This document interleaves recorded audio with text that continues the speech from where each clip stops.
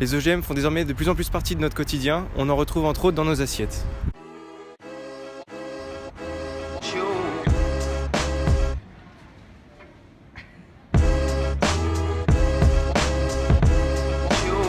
Aujourd'hui, il existe des carottes OGM, des tomates OGM, du poireau OGM, les frères Bogdanov et bien d'autres choses génétiquement modifiées.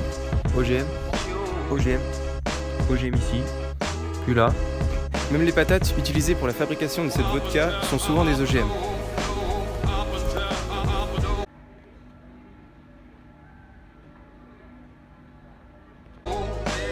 Mais sommes-nous certains qu'ils sont bons pour notre environnement et ont-ils un impact sur notre santé ?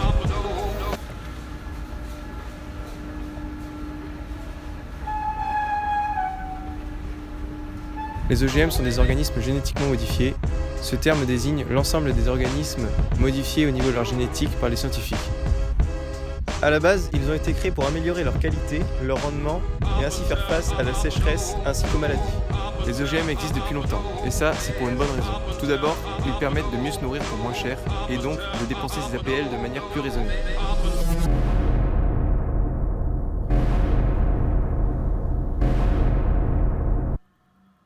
C'est pratique, me direz-vous. Mais vous savez pas tout. Et comme j'ai un peu la flemme de vous l'expliquer, que j'ai trouvé une vidéo d'un mec qui explique mieux que moi, bah vous vous démerdez avec ça, putain. Je suis énervé. En effet, Jamy, ce n'est pas tout. Ils permettent aussi d'améliorer la qualité nutritive de certaines plantes. Et ça, c'est cool. Mais le mieux, c'est que certains organismes génétiquement modifiés te permettent à toi de te soigner. Certains médicaments sont créés grâce à des OGM.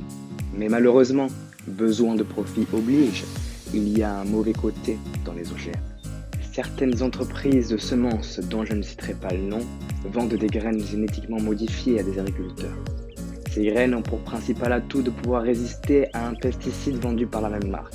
Le problème avec cela, c'est que ces pesticides polluent et sont dangereux pour notre santé. Le second problème, c'est que lorsque l'agriculteur déverse ses produits dans les champs et que certaines plantes meurent, d'autres commencent à muter et à créer une résistance envers ces pesticides. Ce qui a pour conséquence que l'agriculteur met toujours plus de pesticides dans son champ.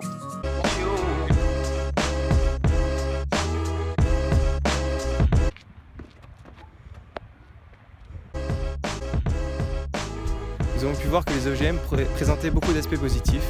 Mais alors pourquoi font-ils débat ? Pourquoi est-ce que les OGM c'est mal alors qu'ils améliorent notre quotidien ? Une question existentielle du niveau de pain au chocolat ou chocolatine. Tout d'abord, la réponse au débat est pain au chocolat, mais là n'est pas le sujet. En effet, les gens sont de plus en plus mécontents des OGM. Mais pourquoi ce changement de comportement ? Pourquoi sont-ils tous devenus des bobos parisiens à râler après tout et n'importe quoi ? Eh bien la raison est simple, si les OGM font débat aujourd'hui, c'est surtout parce qu'ils posent certains problèmes au niveau de notre santé, mais aussi au niveau de notre environnement.